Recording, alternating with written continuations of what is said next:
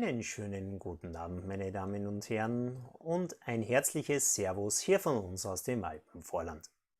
Es freut mich, Sie euch heute wieder bei uns begrüßen zu dürfen zur 8. Ausgabe unserer Vortragsreihe Science meets Triathlon. Als Vortragende dürfen wir heute Olalla Cernuda begrüßen. Sie ist Head of World Triathlon Media der Medienabteilung der International Triathlon Union. Olalla hat 15 Jahre Erfahrung als Journalistin, sowohl im Bereich Print als auch Fernsehen und Social Media. Immer mit dem Hauptfokus auf den Sport bzw. die Sportberichterstattung. Ab 2012 war sie Teil der Bewerbung Madrids für die 2020 Olympic and Paralympic Games. Sie war dort Managerin im Communication Department, verantwortlich für Media Operations und produzierte alle Videos, Präsentationen und Dokumentationen der Bewerbung. Darüber hinaus hielt sie Kontakt zwischen allen relevanten Medien und der Bewerbung, sowie dem International Paralympic Committee und dem spanischen Paralympischen Komitee. Davor, in ihrer Position bei IRTVE, dem spanischen nationalen Fernsehkanal, war sie für die Übertragung auf allen Kanälen der Beijing und Vancouver Games verantwortlich. Sie spricht heute über die Handlungsanleitungen der International Triathlon Mission zur Durchführung von Events in Zeiten von COVID-19. Dieses 48-seitige Dokument der ITU stellt eine umfangreiche Handlungsanleitung für Event-Organizer dar. Es wurde in Zusammenarbeit mit dem IOC, der World Health Organization und verschiedenen anderen internationalen Fachverbänden, wie zum Beispiel der IAAF, sowie der FIS, erarbeitet. Sie spricht mit uns über die nicht so offensichtlichen Implikationen, die Covid-19 auf die Durchführung von Events haben wird. Wir freuen uns sehr, Sie als Referentin gewonnen zu haben. Sie spricht natürlich in Englisch und ich freue mich darauf, nachher mit ihr in einem Interview ein paar Fragen klären zu können. Ich wünsche Ihnen viel Spaß bei Ihrem Vortrag und bis später.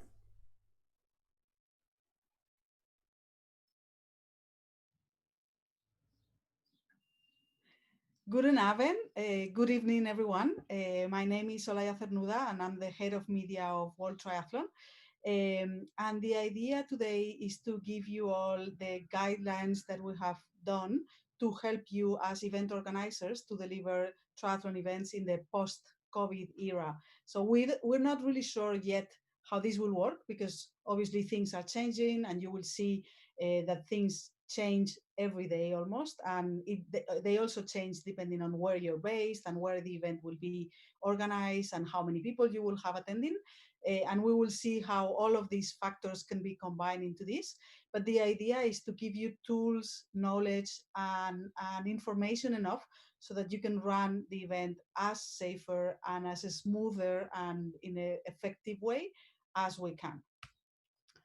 And we will go through a few slides here to let you know what are the guidelines that we have produced. Obviously, we will start with a quick introduction to the situation right now, even though it's evolving, and how the venue will change. And we're not only talking about in the near future, right after the summer or during the summer, when we will resume races and we will resume organizing events again, but also afterwards, until we have a vaccine everywhere and things will go back to what is called now the new normality or the new reality. We will have to make changes in how we operate events, and that will mean changes in the venue and how the venue is set up, in the athlete services, and things that we usually provide to the athletes and how we interact with the athletes. But also it will have plenty of changes on the media and how the event will be perceived when you're, as a spectator, even watching online or on TV, or watching live as a spectator on site, and how the events will look like when the new reality will come to life and when we will start reorganizing events. And then obviously we will have some Q&As afterwards, so any questions that you have, just let me know. And if we don't have enough time here, we will make sure that we will reply to all your questions, and we will try to give you as much information again as we can to help you deliver in events. Because the idea is quite simple, is that nothing will ever be the same. We're not saying that there will be worse events or better events, we're saying that they will be different. And this is not only happening to sporting events and to triathlon events, this is happening everywhere. So things will obviously change. So we need to understand how these changes will affect how the event runs, and things that we need to know beforehand, during the event, and right after the event, to make sure that we keep the safety and health of everyone, not only the athletes, but everyone attending, the officials, the staff, the spectators, the coaches, and the athletes, is being kept in a healthy and safe way. We will provide you with some risk assessment tools that we have developed along with some other international federations, athletics, the International Olympic Committee, the International Paralympic Committee, sailing, rugby, and some other international sports organizations have worked together along with the World Health Organization to deliver some tools that will help you plan the event and understand the risks that you might have, and how you can cope with the situation, and how you can make these risks be as bearable and as reduced as we can. We also have done some guidelines and tips for event organizers, and obviously all the local authorities, the local governments, the regional governments, the national federations, the regional federations, they're all producing their own version of guidelines. We're not saying that you have to deliver every single thing that are written in every single guidelines. And we will see that we always say, take a little bit of common sense as a priority, and just make sure that the really important things are covered. And then the guidelines are there to help you, but not necessarily to make things more complicated or overcomplicate things. We do have in World Triathlon a resource called the Education Hub, where you can find all these guidelines, the tools for the risk assessment, some other webinars specifically for different, for coaches, for athletes, some other tools that can help you organize. So I really invite you to access. It's free access for everyone. You just need to apply for the access. Feel free to send an email, register, and we always say that the more information that you have, the easier that will be for you to run the event and to plan things ahead. A quick disclaimer, and the main thing to understand is that there is no risk zero events. That doesn't exist. We are doing our best to give you all the knowledge, all the tools, all the resources and the information that we have available up to date. And you have to understand that things are changing quite constantly, and it's sometimes a little difficult, because what it is a recommendation now might not be the same recommendation in a couple of weeks if things get better, or might be a more restricted things if things gets worse. So this is always recommendations, but obviously we cannot accept any responsibility by you just saying that if you fulfill all the guidelines and all the requirements that we are suggesting, you will have zero risk, because it's just not feasible, doesn't exist. So you need to understand that, and you always need to understand that we are all doing our best to make sure that we deliver safe events, but understanding, and everyone will understand clearly, that the risk is there, and we're just trying to make it as low as we can. So where can we start? It is really, really important that you work with your local public health authorities, because they are the ones that really understand what is the situation in the place where you're running the event. And things, as we were saying, things might change completely in a matter of weeks, even days. And we cannot assure anyone that by complying with something today, it means that you are complying in a situation that is completely different. And it might change from a location to another one that is quite close together, or even from type of events, depending on the number of athletes that will be attending. So just make sure that you work with your public health authorities to understand what is the situation, and you share the information with them, because working together is always much easier. It is really important that whatever you do it right. And sometimes it's better to do less things, but do them right, than try to cover many things and then have things that not necessarily follow all the procedures are the right ones at any time. Always think as well that you don't have to do more than is required. So don't do more than is necessary. Don't over plan and overthink, but also you have to do what is essential. So you have to keep the balance between what is required, what is a necessity, what is a must do and a must comply, and what is a super nice to have, but not necessarily something that is essential.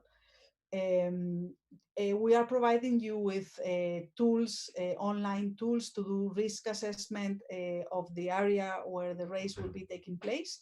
And the first thing you need to decide is how many participants, how many people can you safely host at your race, because that doesn't mean that it matches with the estimated participation numbers that you have. You always have to think, what are the resources that you have, what are the tools that you have, and what are the conditions where you will be hosting the event. And depending on that, decide, okay, then I can have a race for 100 participants, or for 50, or for 20. And we will see different types of tips and tools that can be applied depending on the number of participants. And then my strong recommendation is that right after the event, you share the things that have worked, and also share the things that haven't worked. We haven't done yet almost any event anywhere in the post-COVID era, so we don't know really how it is to apply all these guidelines and recommendations. We're doing our best to define what we think that we should do and what we think that is feasible, but definitely the transfer of knowledge right after these events will be a great asset for everyone, so that we can continue and making the event safer and running more in a more efficient and easier way. So probably the ones of you who will be organizing events in July, in a couple of weeks, will be the guinea pigs, let's say. But it will be your feedback and your experience will be really, really important for the ones organizing events in August, because we can learn from experience and we will all learn. And maybe it will come that we have to review some of the guidelines, or that we have to change some things to adapt it to the reality when we really go to that place. Um, the main thing for organizing a triathlon event right after this is that, and we will focus here more on how the event will look like. So what will be the perception for athletes, for spectators, and for people watching the event, more than on the technical elements, which are all covered in the guidelines. And we will obviously mention some because some of them are related, but we will make sure that you all understand that the events will look differently. And the first thing that it will look differently is because we need to require for everyone that is involved in a triathlon event some health screening. We are not right now, no one is requesting tests like COVID tests, but we are requiring that everyone that doesn't feel healthy, or that doesn't feel good, or that feels sick, or has fever, or any symptoms, cannot attend the event whatsoever. And that's really important to change that mentality, because that also includes volunteers, it includes staff, it includes all the technical officials and everyone. We assume that all the athletes know this, but it is important that we also assume that this needs to apply for every single one of us. So no one that is not feeling good should be near the venue or near the athletes, near the event, not only during the event, but also in the days before when we're doing familiarizations or we're doing registrations and things like that. And the main thing that you will see is that everyone will be wearing masks. At this point, well, pretty much everyone used to see people on the streets wearing masks, and that's becoming more and more normal. But during the event, this will be the norm for all the officials or the volunteers, for everyone that is not an athlete, for coaches, and obviously for spectators. And there's been plenty of discussions on whether the athletes should or should not be wearing masks. The general recommendation by the World Health Organization and all the medical departments on the sport organization is that they have to wear masks whenever they're not physically competing or training, like during the familiarizations or while during the competition. But everyone else will have to wear masks during the events.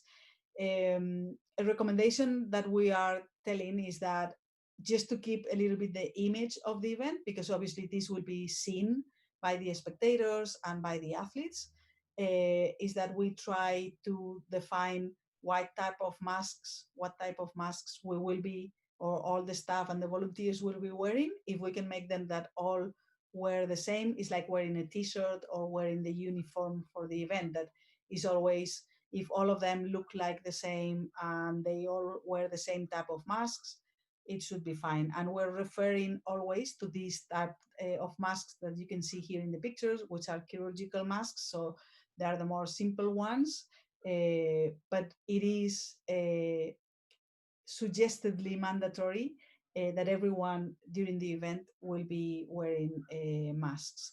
And it is important when you do this recommendation that everyone wears the mask appropriately. So we definitely don't want to see any staff, volunteer, official, or anyone wearing the mask on the neck, wearing the mask under the nose, wearing the mask at this point. We all know that the mask needs to cover the nose and the mouth and should be fully covering the breathable area, let's say. Um, so just make sure that everyone follows that, and if needed, we can do a little a chat or a little information, especially with volunteers and staff before the event, just to make sure that during the event everyone runs the event as we do with uniforms, with t-shirts, and with all the rest of the equipment, as to keep the look as professionally organized as we can. And obviously, we need to keep the social distance and some hygiene recommendations that are pretty usual at the moment everywhere, and not only in triathlon events. And this applies mainly to not only to athletes but to all the staff that is around. Um, so during when they are lining up, walking through the venue, approaching the venue, and everywhere, they should be trying to keep as much social distance as they can. We're always telling them that sharing any kind of equipment is not recommended, especially if it's equipment or food items, water bottles, things like that. And in case we are running also events for age groupers, we should keep an extra focus on people over 65 years old, or people with any pre-health conditions that might be a little bit more complicated if they are going to stay for a few hours in an event with multiple persons and people. The venues will look a little bit different, especially because we will see plenty of people wearing masks, plenty of people keeping social distance. So it is most likely that most of the local regulation rules say that grandstands will not be approved or will not be feasible in triathlon events. We might be able to still run events with some spectators, but always keeping in mind that there have to be these type of actions, especially everyone, all the spectators wearing masks, trying to keep the social distance, and if possible, having hand sanitizers and disinfecting equipment. The toilets and hand washing facilities are more thought for the athletes, and we will probably need to rethink and replan how the toilets for the athletes on the venue will look like and will be like, especially because we need to be more careful with cleaning services. And this is something that we have to keep in mind. And just remember that even if we have less numbers of athletes or reduced participation, doesn't mean that the venue will be smaller, because we have to keep more distance, especially in transition between them. So it might be that with less athletes or even half the athletes that we used to have, transition has to stay the same size as it used to be before. Some other social activities that we're really used to and that usually run along the triathlon events might be postponed or not planned for the next few months, especially pasta parties, opening ceremonies, flag parades, things like that should not be planned, mainly because it's a social activity that goes against all the social distancing rules, and is probably not the best moment to plan for this type of social activities. We need to be careful, I was mentioning before, when we think about spectators on where they will be moving, and considering that most of the grandstands will not be allowed because of the local regulations. So we're not saying that we shouldn't have grandstands, but most of the local governments and regional governments at the moment are not allowing grandstands or massive numbers or plenty of people concentrated in one zone. But we might be able to establish some viewing areas along the course, even along transition, just keeping in mind that we need to keep open spaces and people distance as much as we can. One of the things that we are identifying is that the risk of serving alcohol in the venue increases the risk of people forgetting about masks, people forgetting about social distance, and people forgetting about pretty much everything. So one of the recommendations is that we don't serve alcohol at the venues. But again, this is at the organizer discretion, and is more linked with social behaviors more than with rules that we are providing.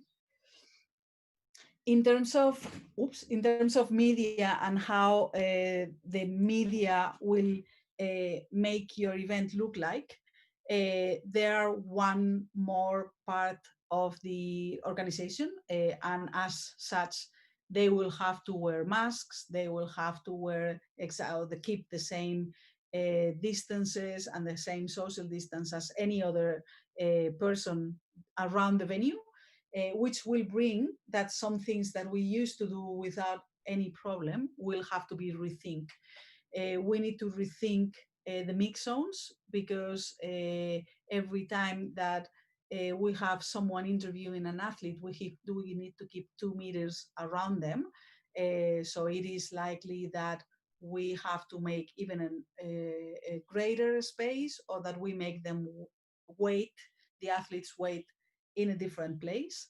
And especially the two things that will change more are the photographers' behaviors and the TV crews' behaviors, because they will not be allowed to be standing close together in the finish area waiting for the photo finish to all of them standing in the same place. So one thing that we need to rethink is whether we want to provide the photo services ourselves just by having 1 or 2 official photographers, and then providing everyone else that requires images, the images themselves. So that saves us from having plenty of photographers working or requesting access to the photo grandstand or the photo stand,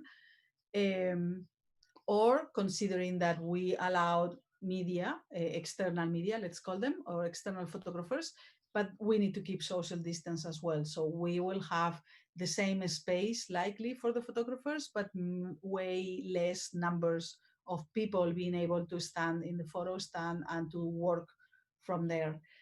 So expect media to not be happy about it.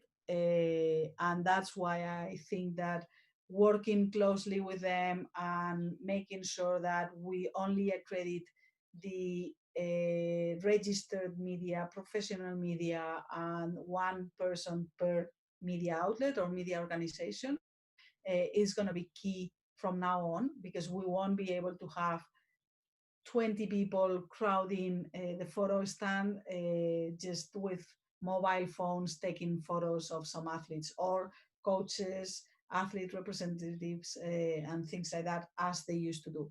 The other things that will change significantly is the ENGs or the TV crews work around the venues, because we cannot be in close contact with the athletes. So we need to define how we're going to allow even our own TV crews and ENGs in the field of play, to make sure that they don't interfere with the athletes, which they never did, but they don't interfere either with flows and keeping social distance, and also how they work wearing masks, because sometimes our photographers and our TV crews are also working on motorbikes, just following the race on a motorbike. And we understand that wearing a mask with a helmet plus the camera on a motorbike will not be easy, but it is something that we really need to work with them so that they understand that those are the rules, and that we cannot make exceptions. We cannot have a photo camera or a TV camera near an athlete without wearing the masks, because we are trying to keep their ambience as secure as we can. All these new behaviors and new ways of behaving and keeping social distance will mean changes definitely on how the event will be run.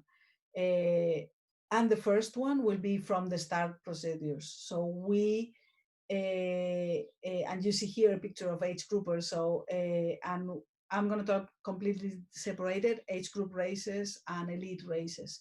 In elite races, we will change and recommend that they line up keeping the social distance. So they will be lining up with more than 2 meters from one to the other one, to the next one.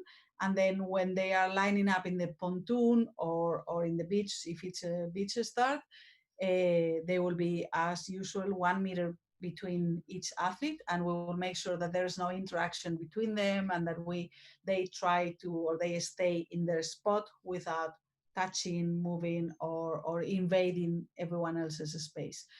For the age groupers, we will avoid as much as possible this image that you will see here. And the main tool that we have for that is the rolling starts. And we will be suggesting that everyone considers rolling starts, and we work to even extend the schedule of the events, so that we make sure that there's no people queuing, not people waiting for the start, and the less numbers that we can have ready to go, and that we keep them all quite separated and with quite a lot of space, just to avoid these type of situations with plenty of people all together at the same time.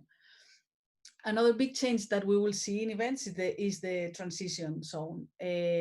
So right now we have to increase the space that we have between transitions. So we will move to a recommendation of 2 meters per athlete. So it will be 2 meters between from one rack or one bike rack till the next one. But we can make them in two lines, especially for age groupers. So that will mean 1 meter. So if we make them not a line, so 2 here, 1 here, so that I'm awful explaining, but that means 1 meter, but that means longer transitions. So for the elite athletes, it will likely stay the same, because we expect also some reduced numbers in general. For the age group races, we are definitely suggesting that or that you move the schedules so that we have less people at the same time in transition, because we need more space for the equipment, and it's better to have more time between waves and the different waves, just to make sure that we won't have plenty of people all together in transition at the same time. Another big change that you will see are in the aid stations, and you will not see any more volunteers or staff personnel giving water or giving anything to the athletes. So it'll have to be them picking up the bottles. That means that we need probably tables, long tables, and of course, and this will depend on the type of event that you will be running and whether it's a long distance or Olympic distance or sprint distance. But we will definitely need a space with a table, with the water bottles open, and to make sure that the volunteers or the staff that are running the aid stations are keeping at maximum all the hygiene measures, and they have gloves, they have masks, they don't touch anything. And we will be controlling as much as we can that there won't be water bottle sharing and people sharing a bottle, as it is quite normal to see right now that someone grabs a bottle and then pass it to someone that is running along with them. Another thing that will have to change is the penalty box, and that's simply, again, a question of space.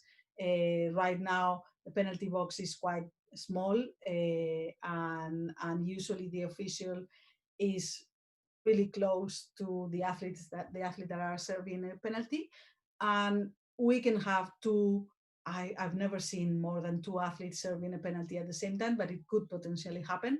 So we need to make sure that we do have enough space so that even if they have to serve a penalty altogether, there's a space 1.5, 2 meters between them so that they can stay in the penalty box, and the official that is running the penalty box stays a little bit away so that he can still control the time and tell them go or stop, but without being too close to this person. Again, the fact that this official has to wear a mask because he will be directly interacting with athletes is really, really important. For the mixed relay events, in case there are any mixed relays planned in the near future, another thing that will mean a significant change is that there will be no tagging anymore because they're not supposed to be touching each other. So the idea is that we will be drawing a line in transition, and the relay, the exchange zone, will be whenever an athlete crosses this line, the next one can leave, but it will not be hand tagging as it used to be. So it is small changes, but it will have definitely a visual impact on how the race is perceived and how it's seen, especially as a spectator. Another major change will be the finish area, which by the medical personnel and the officials is considered a high-risk area, not only because it's usually physical contact in this area, but also because the athletes at this point are extenuated and they're quite exhausted.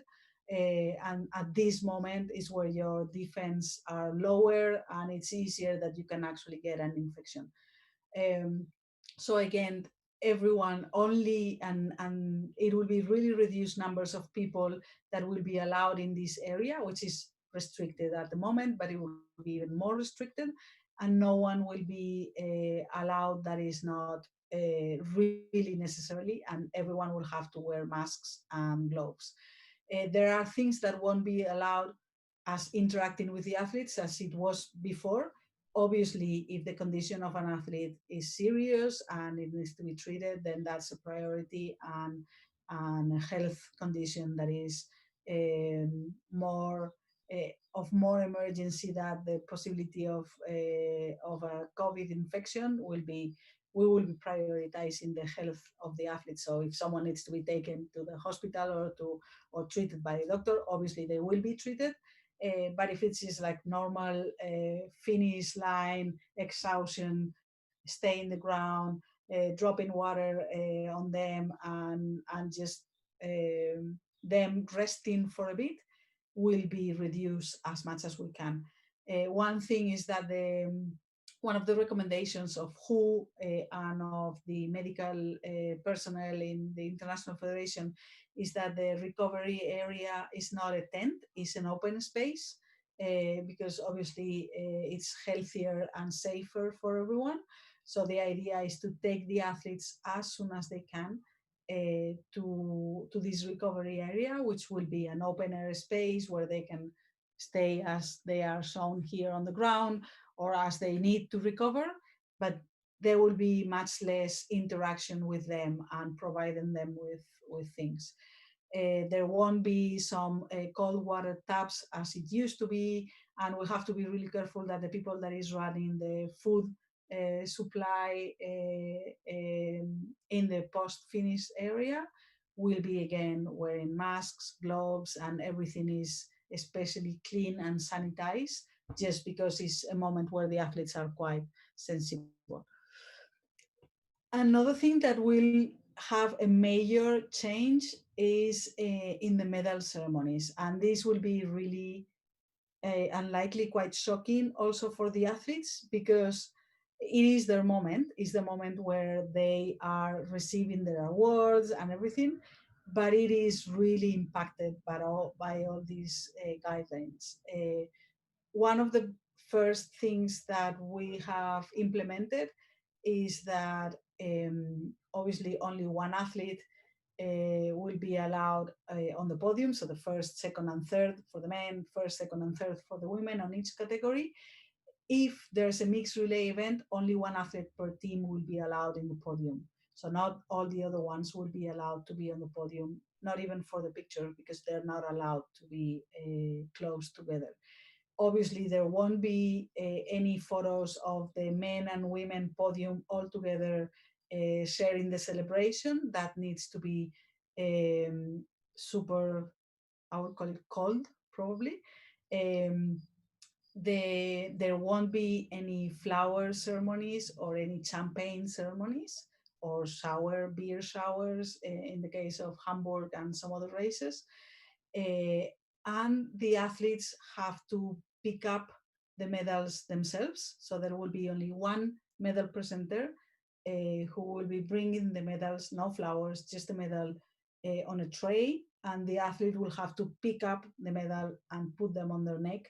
No handshakes, no kisses, no hugs, no anything. So this will definitely have an impact on them and an impact on the spectators. That I guess that we will get used to this, because it won't happen only on triathlon. This will happen on every single sport, but that's something that all the medical organizations are being quite really consistent, that this is something that we need to start thinking, that the medal ceremonies will look completely the same, will look probably quite cold, and it won't be such a joy moment for the athletes, which is a shame. But I guess that until things change considerably everywhere, we won't have any other option. So this is how it will look. There won't be any medal presenters or VIP presenting medals. It's just the one person that will be delivering the tray with the trophy or the medals.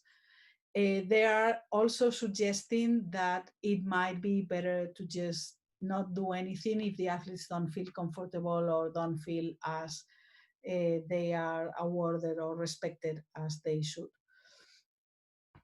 And I think I talk a lot, but I think that's pretty much all that we have in terms of suggestions and tips on how to make the events more sustainable and more safer for the athletes, the coaches, the officials, the staff, the volunteers, for everyone that is involved in a triathlon event.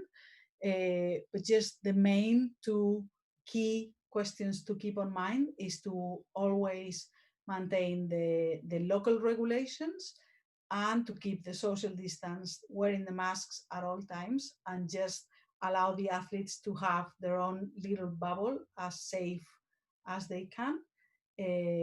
But also, and we will all have to be a little bit thoughtful, because the events will definitely not be the same for the athletes or for anyone else. We will all feel a little bit strange, and it will be a learning experience for all, just to learn how we have to run and how these events will look like. So my suggestion is to apply common sense, don't be too hard on yourselves, and rewatch, if you have the opportunity, rewatch an event right after, just to look at things where you could have done things a little bit more differently, or how you can instruct, especially the volunteers and the staff, on how they can still keep all the measures that needs to be taken, but keeping them in a low profile, let's say, so that they're not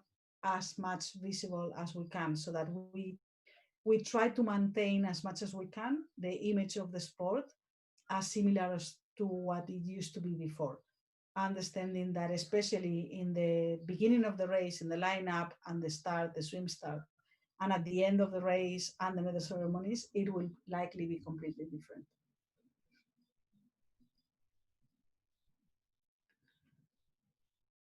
And I don't know. Und willkommen zurück. Es freut mich. Vielen Dank, Olalla. Olalla, thank you very much, and welcome to our show. Thank you very much. Yeah, nice to be with you all tonight. You did a great job in summarizing the, I think, 48 pages of the document. And as we said before, we concentrate more on the not so obvious parts, how COVID-19 will affect our events. Maybe going back yes. to, excuse me, yeah. Sorry, go ahead. So before we go to the questions, you're living in Spain. You had it a bit harder than we had it, also with like a lockdown. And you told me today was your first day back in the office. Yes, yes. I'm usually based in Madrid, in Spain, and we've had quite a tough lockdown. Today was our first day back in the office after 106 days, so it was quite a long time. We obviously have been working remotely from home for all these 3.5 months, I think, or almost 4 months, a lot, but things are getting better here. Even we are also, the Spanish Federation is also resuming some events in the next couple of weeks as well. They are starting with events that are not, I'd say, not so popular. So they are starting with cross triathlon, I think it's the national championships, and cross duathlon national championships. So they don't expect massive numbers of athletes, and it's probably best for this kind of a test post-COVID first event. So again, I think that will be the case in plenty of other places, that we first start step by step and with smaller events, and then when we get used to it and we see how it's working and we get a little bit more confident, we can start building up and organizing bigger events.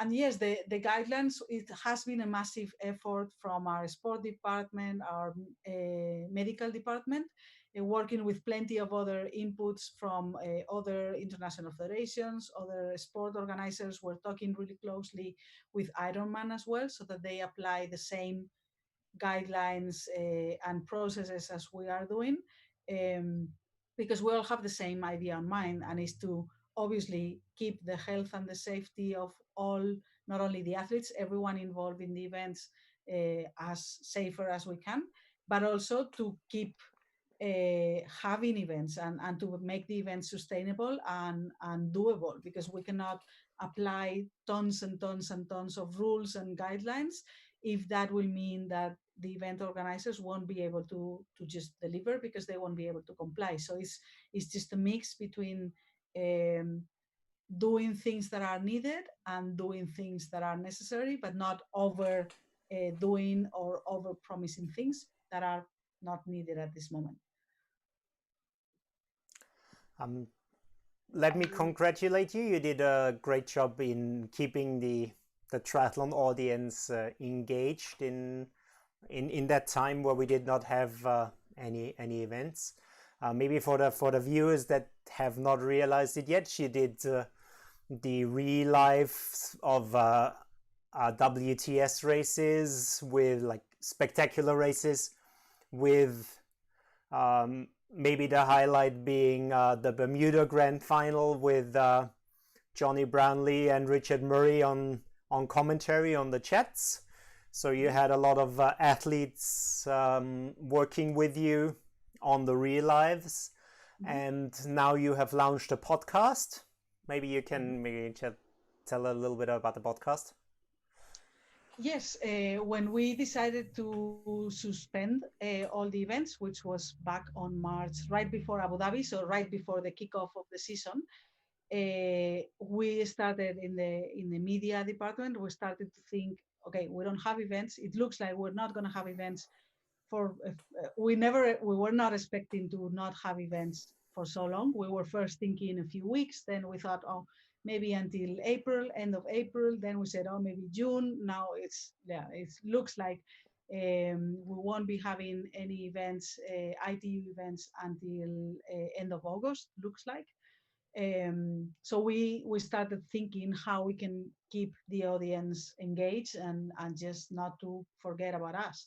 And I really have to be thankful to most of the athletes. We have contacted lots of athletes, not only top elite athletes that are currently being top elite athletes, but we have contacted young kids, the young junior U23 upcoming rising stars. We have contacted as well all these, and they will kill me if they hear me talking about them as this.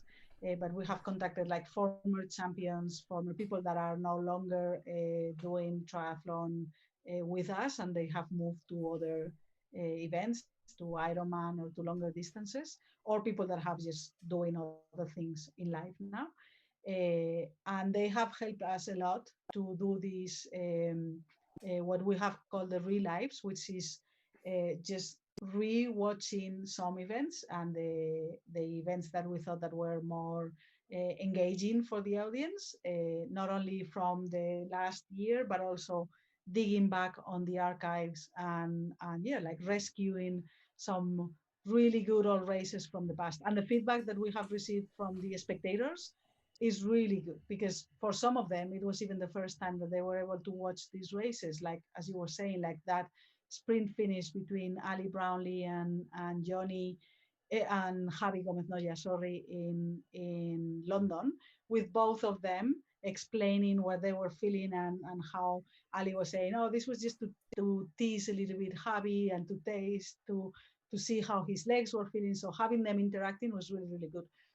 We are still doing some, and we have also launched the podcasts as again another way of interacting with the athletes and spreading the word as much as we can. Just not only to talk about races, but also to talk about how people is dealing with this situation and how they are coping, how they are training, how they are mentally preparing or trying to overcome this situation, which has been super challenging for everyone. But I think that the feedback that we've got is really good, so we will continue working.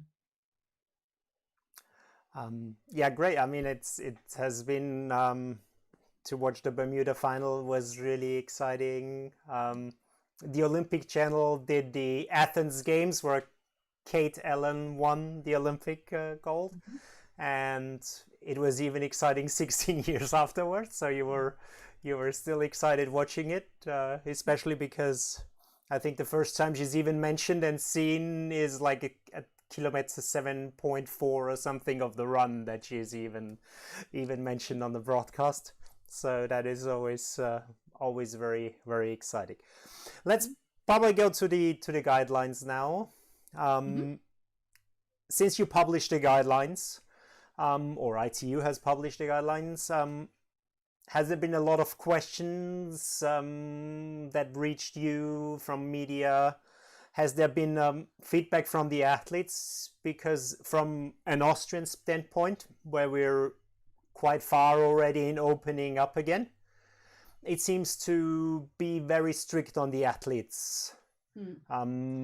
For example, even the teams not being allowed to be together too close, where they might turn up at the events together in a van or something, for as a team. Yeah, I mean, yeah, for doing the guidelines, we obviously, so they were produced by the medical and the sport department, but we did share and receive feedback and the approval for or with the athletes committee of ITU and with the coaches committee. So they have seen before it was approved and published all the guidelines. Obviously, we have received some questions, and I am sure that some things will be eased a little bit in the next few weeks. And we are currently doing another review of the guidelines because obviously the situation is changing and some things might be a little bit with less restrictions than what it was. And we are trying to apply a little bit of common sense as everyone is doing, not only in sports, but everywhere.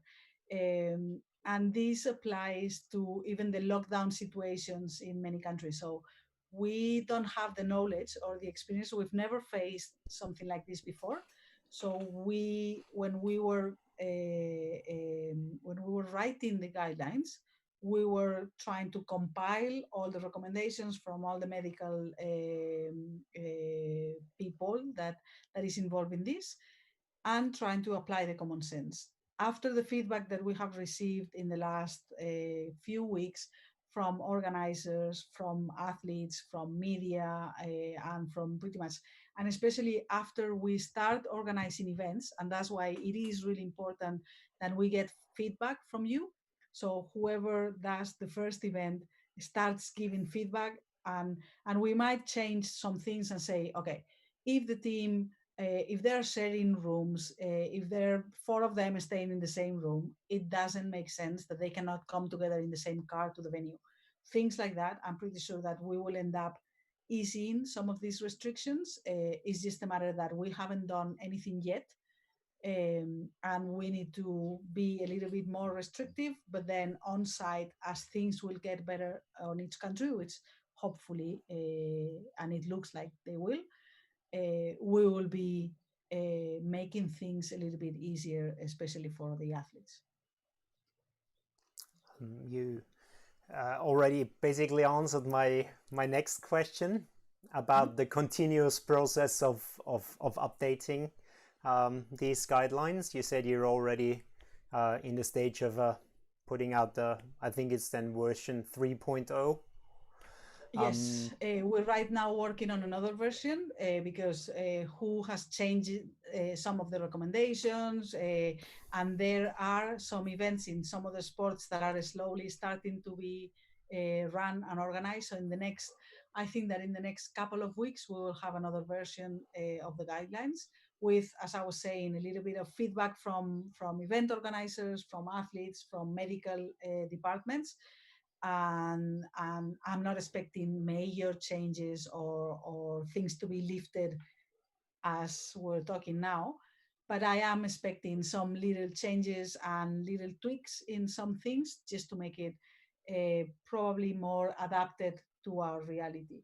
And obviously, it won't be the same an event with Hamburg, like with 12, usually, I'm not sure the numbers of these years, but usually Hamburg is an event with 12,000 people competing, to an event that is a local race with 50 athletes competing. So things will obviously not be as strict or as demanding in events with large numbers of people as spectators and competing than with events that are more easy to manage. And that's why I was saying that the Spanish Federation, for instance, is starting by events with less numbers than the national championships, like the Olympic distance national championships, which has lots of people attending. And they are starting with the events that are, I wouldn't call it smaller, but with less numbers so that they are easier to handle, just to get experience and to get feedback.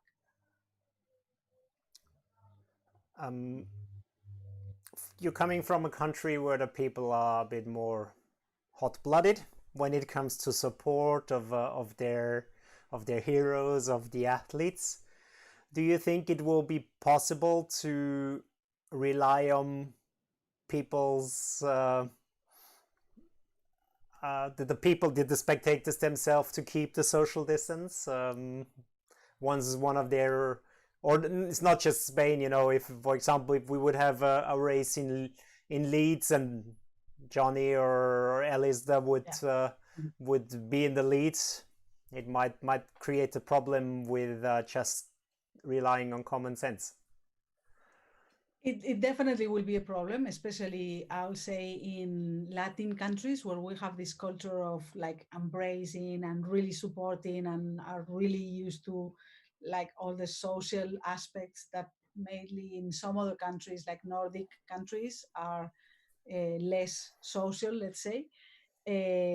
But I also think that things have changed, and I would never have expected to see in a city like Madrid with 5 million people, the streets absolutely empty because of a lockdown. So I think people is conscious of the situation. We're talking about a serious situation, so it's not because we don't want them to do it. It's because people really feels like it is not safe to be in places, even considering there are open spaces. But I think people will have, I wouldn't call it fear, but I'd say respect of being with large numbers of people and close together. So I really think that we all as a society everywhere will see that change for sure. Obviously it is really impossible to, or really difficult to control, because you won't have a police guy or a volunteer just to avoid that a group of people cheers for someone. So it's really difficult to control. But that's why people are appealing to the social responsibility of each every one of us. So it will be hard, and especially as we will move on and as things will look farther back in the past. So the more events that we organize and the more safer that we feel, it will probably mean that it's tough to control, that people doesn't gather to cheer or try to hug someone when they win. I'm just and I'm thinking out loud here, but we shouldn't allow athletes to hug each other when they cross the finish line. And that will be strange for them, for sure, because they usually, I mean, we've seen classic pictures of athletes hugging, embracing each other when they finish. Is considered a sportsmanship icon. But that won't be allowed anymore. So it is a change of mentality that we will all have to do, and it will take a little bit of time, and it will look really strange at the beginning. I'm sure, and that's what I was saying, that the medal ceremonies will look absolutely cold and like they won't like it. But we don't have any other option, I think. Do you think in implementing that? Restricting the athletes in these spontaneous gestures. Do you think things like happening in tennis right now, with them having the party after the race now already up to I think 2 or 3 positive cases? Do you think that will help our work? I think the tennis issue in the last few days will definitely help events and will definitely help athletes, because now they are conscious of what it is, and that if someone tests positive and has been playing, even if they don't have any symptoms, they don't have anything, but they have been playing with someone else that has been played with someone else that has been staying in a hotel room with his wife, coach, whatever, that will have an impact. So that will definitely help us making sure that everyone understands what is the situation. We are planning in ITU to do some either webinars or or maybe it will just be a few communications with athletes, just explaining them the situation, and so that I'm sure that they know and they understand, and I'm also sure that some might forget after a race when they cross the finish line, and their instinct thing will be to hug whoever is coming behind them or whoever has come in front of them. It will be our duty to remind them, no, you can't do that. Even if we all know that is what everyone will do, but we have to be a little bit babysitting them to make sure that they don't they follow the rules, even though we don't like them, because we don't like them, but it is necessary. Speaking of not liking, you as the head of World Triathlon Media, it will be quite challenging for you as the media department to create the same positive atmosphere towards the sport when we basically prohibit everything that gives the iconic pictures, what really is the essence of the sport. No, absolutely. And today is the Olympic Day, and I was reviewing this morning some images of some past Olympic Games, and the most iconic pictures that you see of the Games are massive crowds, spectators everywhere. I was looking a couple of days ago to the most iconic image of our grand final this year in 2019, and it's an image of Christian Blumenfeld just about to win in Lausanne, with thousands of spectators cheering, and that will be really missed, because we do need that atmosphere, but we need to understand that things need to be changed. And I am doing currently, we don't have events at the moment, but I am running some chats and some coaching with our media team, with our photographers and our camera guys, just to make sure that in the first events, we make sure that we help distributing this image of social distancing, and even if there are people hugging each other because they forget about it or whatever, we don't distribute those images, just to make sure that everyone understand, or that we help everyone understanding that things have changed and the events will not look like they used to look before. So as the head of the media team in World Triathlon, my responsibility is that we need to deliver that message that the events will not look the same, even though we would love to, but they won't look the same. And if they happen to look similar because something happened or something that it shouldn't happen, at least we don't focus on that, or we don't show those images if we can avoid it.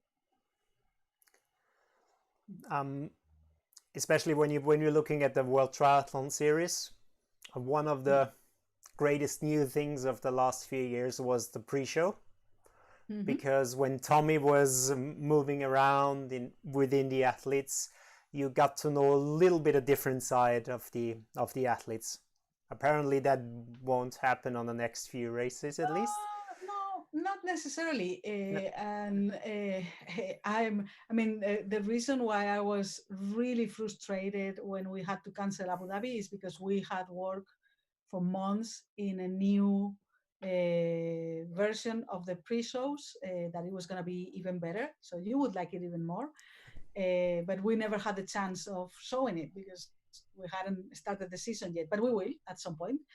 And we just need to think, and this will make us think outside the box. And this is what we've been doing in the last few months. So thinking how we can still making sure that we interact with the athletes. It might be the case that Tommy has to wear masks, and we have to stay 2 meters separated from the athletes, and that there is still ways of doing it.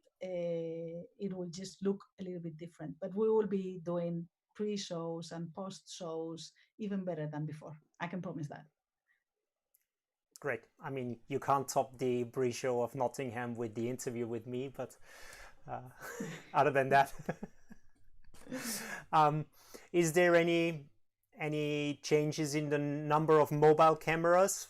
Will you move on more to fixed cameras, not to because they're easier to distance from the public, from officials, from athletes, from everyone? Yeah, we're working right now with our TV crews to make sure that they, and this is what I was mentioning before, that the access to the field of play, that we had full access, and this has helped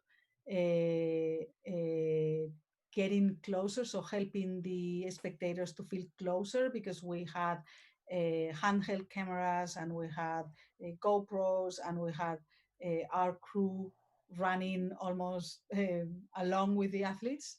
And this will probably change a little bit on how we do it.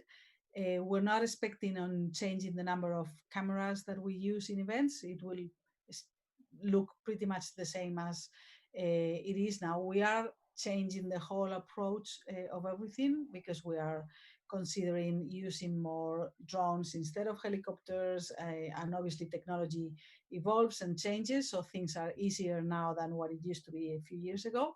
And we're constantly talking with some technology providers to make sure that we can deliver the best image, not only of the races, but everything that is around the race, with the better equipment are more appropriate for each case. So for the moment, I'm not expecting any changes on the number of cameras or the quality of the service. It will be the same, at least.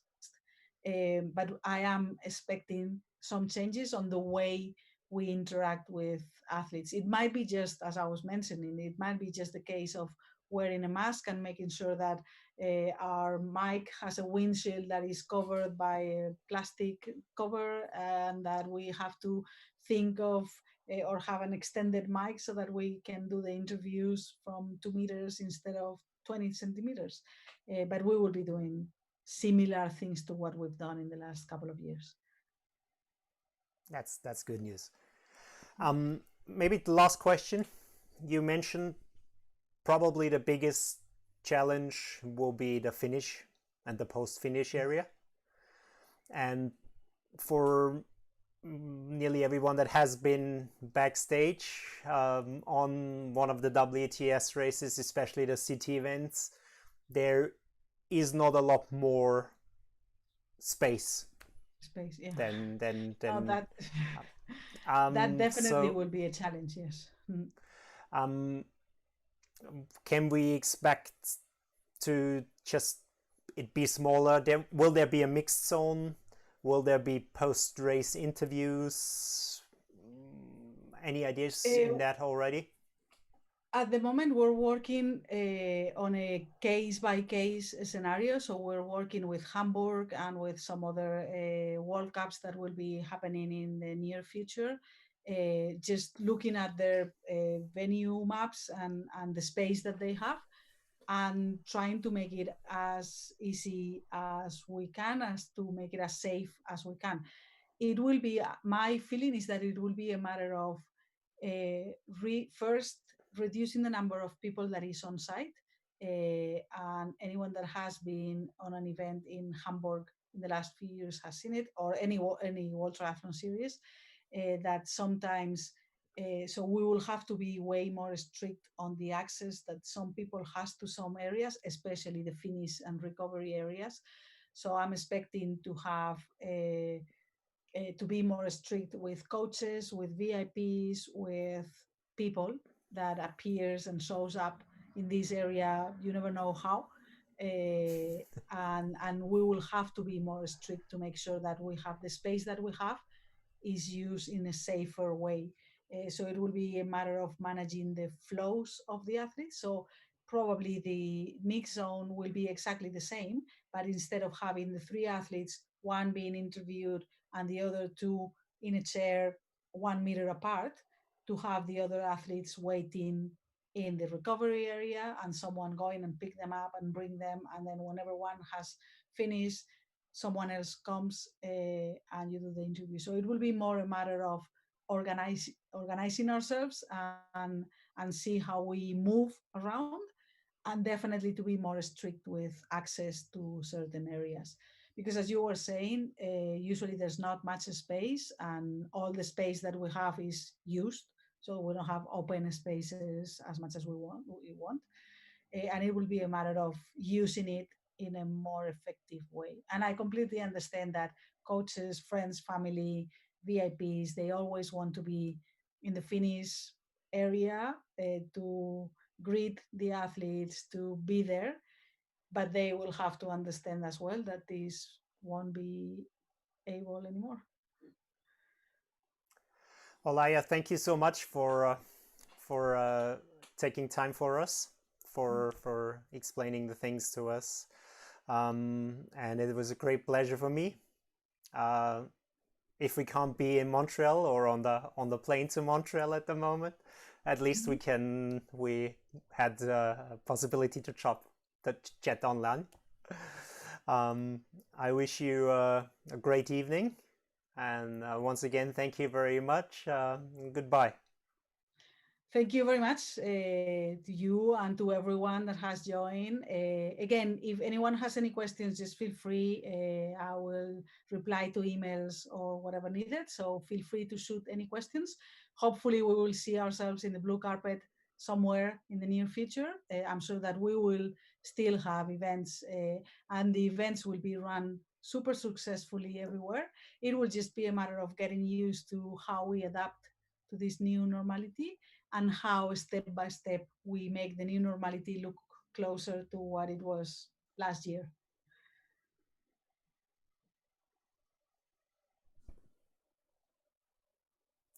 Und das war's auch schon für heute Abend von unserer Seite.